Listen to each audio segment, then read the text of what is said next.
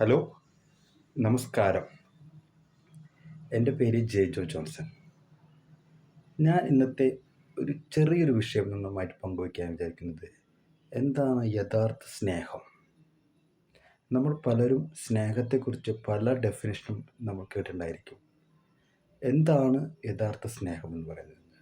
ഉദാഹരണമായി പറഞ്ഞു കഴിഞ്ഞാൽ, നമ്മൾ ഒരു ഫ്രണ്ടിനെ നമ്മൾ സ്നേഹിക്കുന്നു, അല്ലെങ്കിൽ എനിക്ക് അവനോട് സ്നേഹമുണ്ട് എന്ന് പറയുമ്പോൾ തന്നെ നമ്മൾ എത്ര അധികം ആ സ്നേഹത്തിന് ഡെപ്ത് ഉണ്ടെന്ന് നമ്മൾ മനസ്സിലാക്കണം. അതായത് നമ്മളൊരു ഫ്രണ്ടിനെ നമ്മളെക്കാളും നല്ലൊരു ജോലി അല്ലെങ്കിൽ നല്ലൊരു അവസ്ഥ അവന് വരുമ്പോൾ നമ്മൾ അതിന് അവൻ്റെ ഒപ്പം സന്തോഷിക്കുകയാണോ അതോ നമുക്ക് മനസ്സിൽ വിഷമം വരികയാണോ എന്ന് നമ്മൾ ചിന്തിക്കണം.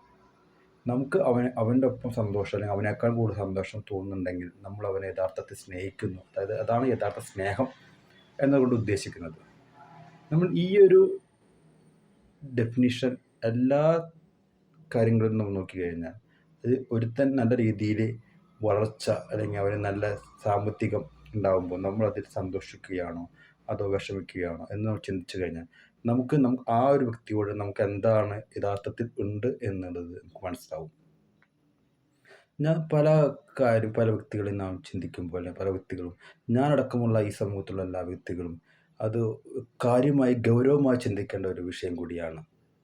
നമ്മൾ മറ്റുള്ളവർക്ക് നമ്മളെക്കാളും അവർ താഴ്ന്നു പോകാനാണോ അല്ലെങ്കിൽ ദുരിതത്തിലാകാനാണോ നമ്മൾ ഇഷ്ടപ്പെടുന്നത്, അതോ നമ്മളെക്കാളും മുകളിൽ അല്ലെങ്കിൽ നമ്മുടെ ഒപ്പം രീതിയിൽ വളരാനാണോ അല്ലെങ്കിൽ നമ്മൾ നോക്കുന്നത് എന്നാണ് നമ്മൾ ചിന്തിക്കേണ്ടത്.